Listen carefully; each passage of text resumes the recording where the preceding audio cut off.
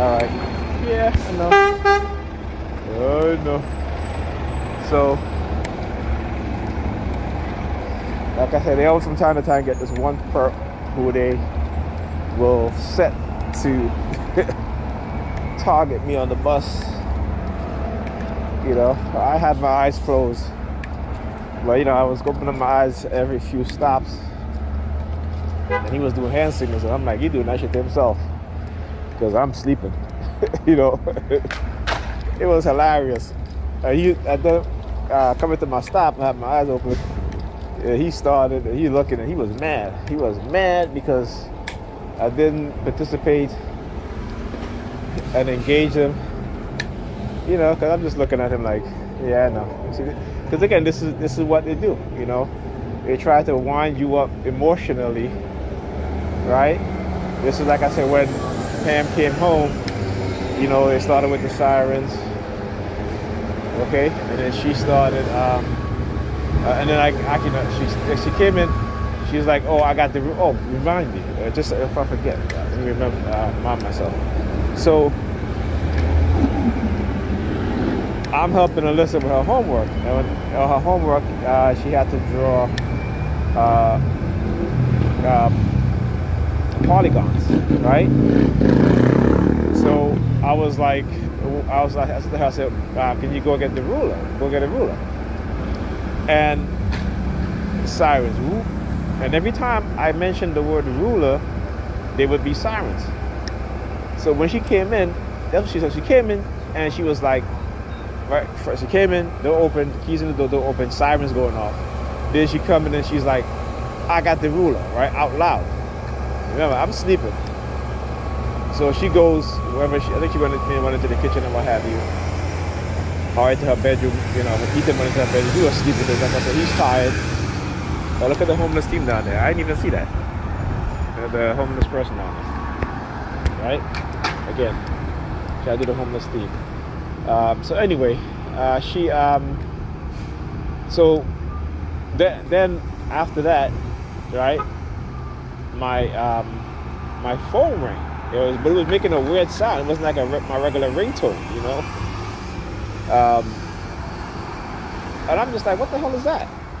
So I didn't even know what it was, you know. So that woke me up, and I picked up my phone to see what time it was. And like I said, the front-facing camera was on, and I'm like, why am I on there? Well, then I looked. I put my phone on really because I didn't really quite understand what was going on. Because like I said, I had just woken up. So with all that, you know, I guess it's like a little startle, what have you, because I didn't really realize what was happening. And so a few minutes later, I got up and I picked my phone up again, and you know, and I saw that it was WhatsApp. The WhatsApp, and my brother was video calling me. I'm like, why is he video calling me? My brother never video calls me, right? This is my older brother, right? I have never received a video call from him ever. So why is he video calling me today? So I didn't know. So I called him back, not through the WhatsApp, but I called him back, and his phone, you know, went into voicemail.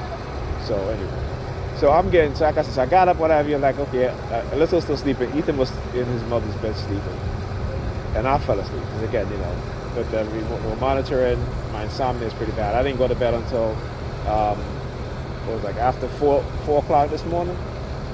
Okay, and I had to get up. I got up around, I think it was like 10 something, 11 something, not quite sure, but it was around that time, right? And I had to, you know, eat breakfast and leave to go pick up Alyssa. I left the house around a minute to 1, so by the time I got to pick up Alyssa, it was, you know, she gets out of school at 2 o'clock. You know, so again, you know, because I was tired. So like I said, that all that stalled me. So when I was putting on my shoes in the kitchen, you know, like I said, I heard something jump. And she was talking to her friend. She was like, "Oh, this friend of mine from my past, you know, contact me, whatever." And she invited me in the Kids Island, and he made my day. He was the highlight of my day. And then she drops the whatever it is that she dropped, right? So, and then she's like, "Nigel, can you help me?" I'm like, "Help me." I told her, I'm leaving. I'm out of here. Because again, when to help her or whatever it is, like I said, it's on purpose. I know when they target me, how they do it. Like I said, I study what it is that they do. And I'm saying to myself, you know what? This has happened before. And then she's going to do this hand signal because, again, they startle you, do all the stuff, and then try to get you emotionally wound up. So I just said, listen, you know, I'm leaving. And as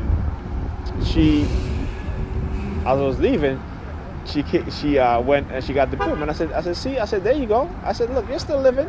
You went and you got the broom, okay.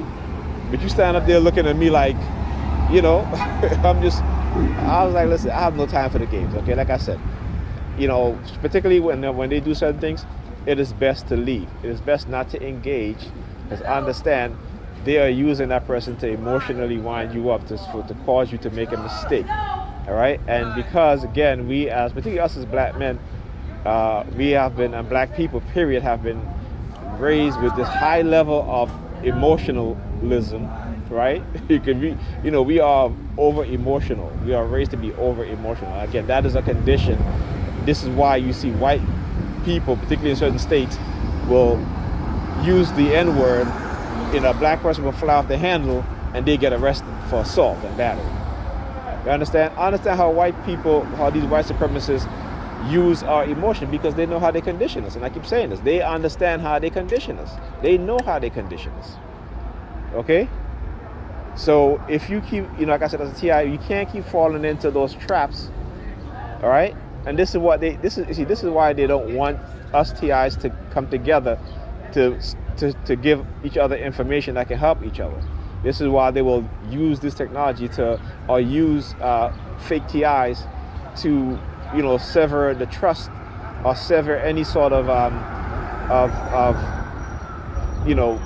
any sort of get together, right?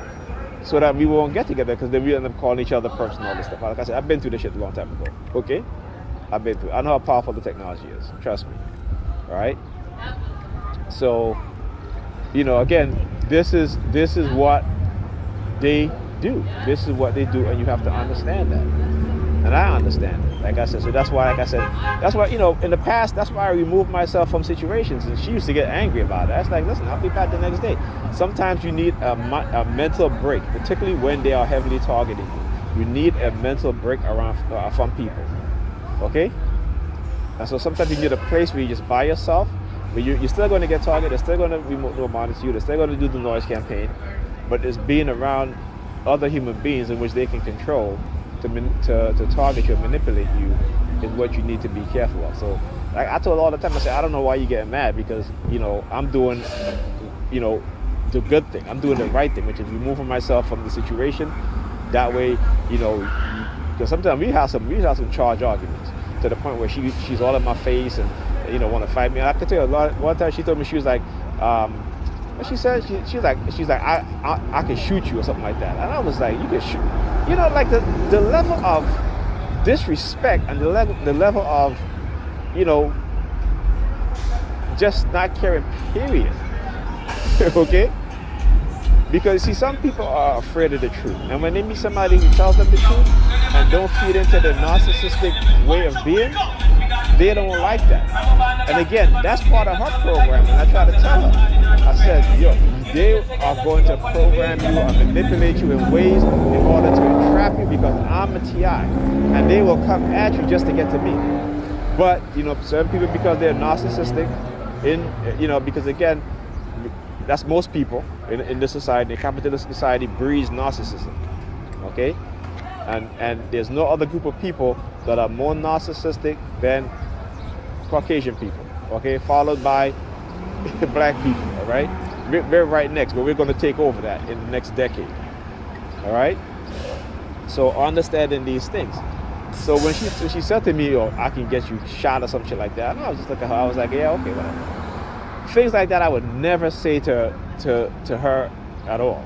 Like I said, maybe once I might call her. I never call her. I call her. What's the word I call her?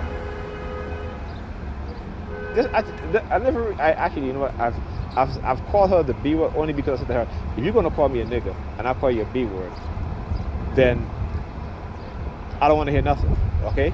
Don't call me that. right? I said, I'll never curse at you, I'll never call out your name, I'll never use the B, C word, etc. But if you start calling me that, that's the word I'm going to use to describe you also, okay? So understand that. So I said that straight. But from time to time, she'll still do it. You know, but I just like, listen, I can tell you, I'm not that, so you can stop. Okay? So again, understanding what it is that they're doing. And also, they've been using the color pink, right, lately in my targeting, the color pink. Now another fellow TI, he has a website called RTNYC. He has a buddy that they were targeting him, and they were using the color pink. Okay, and oh, see, there we go, the license plate. Look at that. What? KLL. What did I say? What did I say? Right? Look. Why you guys finger his hands in his mouth? Look, and you're looking in that direction, right? Looking at the young lady over there. You understand? Look. See? Again. So he with the license plate with the KLL, he's looking over the young lady across there, and the Jewish guy walking around, you know, touching his nose, right? Because again, you see, I can see the program. Okay? There are people out there who they've made violent through this technology and psychological programs such as this. Okay? So you have to understand that. Okay, you have to understand that. All right, and what they will do, like I tell you all the time, I say they will play good cop and bad cop. Remember, the federal government, the CIA, the FBI, when they experiment on people, particularly with technology, or whenever they target people, guess what? They use local and state law enforcement agencies to target you. COINTELPRO. Who do you think the police was getting their information from in terms of how to manipulate and how to try to entrap civil rights leaders, how to cause dissension within, you know, the ranks of organization, within the Black Panther, within La Raza, within the Native American movement? Okay, you have to understand the history of these people. When I talk about these people with the dark triad personality type, okay, people don't take it seriously. But these are very, very dangerous people. They put it like this: the rules do not apply to them, okay, because they operate in secrecy, and they can always use national security, public health to hide and deny, right, what it is that they're doing. Okay, two things: plausible deniability, right, and classified. What do you think a lot of these national security letters that they were handing out to people who knew certain things and they were wanting to shut them up? What did? They put it on the national security so no one can ever talk about it. And we start to see this in the judicial system, where you see where a cop murdered a black man, okay, and the judge put a gag order that people can't talk about it, okay, because of fear it might incite riot against the cops. Like, really? So again, understand what it is that they do. Like I said, they can keep doing this to me. I've been sent by their God to expose them and to show them that what they're doing is criminal in nature, and they will be punished. Okay? They will be punished. Remember that. All right? And if they keep on being sheeps, you know what happened to sheep, right? They'll either walk. If the shepherd jumps over a cliff, they'll jump over a cliff too. Okay? When the shepherd lead them into the slaughterhouse, it's to be what? Not to save them. And when I talk about that, I'm talking about they're killing their mentality. Okay? They like I said, they're not God-fearing people, because if they are so much God-fearing people, they wouldn't be doing what they're doing, right? They wouldn't be doing what they're doing because they would fear repercussion that's going to come from their God. But they don't fear that. So whenever you hear them say they talk about they want a God-fearing person, it's bullshit. They are delusional. But remember that, right? And like I said, I'm going to do a video, right? Which I'll tell you, the same DSM that they use to label us TIs as crazy or whatever, that same DSM, okay, will tell you that people who are religious belief have a mental illness. They'll tell you that. people who believe in religion are mentally ill. Okay? And you see, and I know they don't want me to do this video because, again, they hate it when I do this video because, again, they cannot dispute what it is that I say because I've given them the sources right there that they can go to and look for themselves. Right there, simple as that. Okay? Yeah. So, yeah.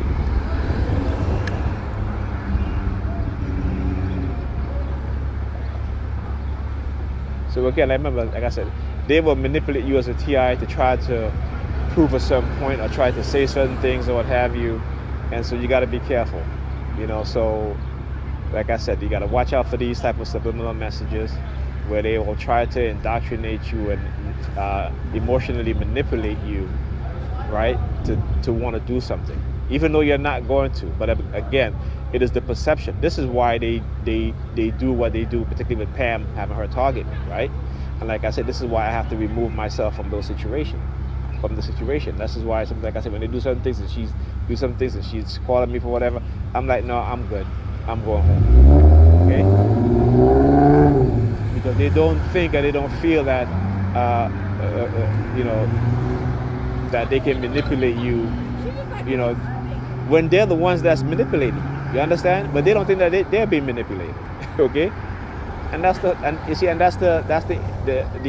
idiotic way of thinking, right? You're manipulating other people, but yet you don't think that you're being manipulated. Okay? Understand? Yeah, this is what they're doing. Lady, where the hell you want them to go?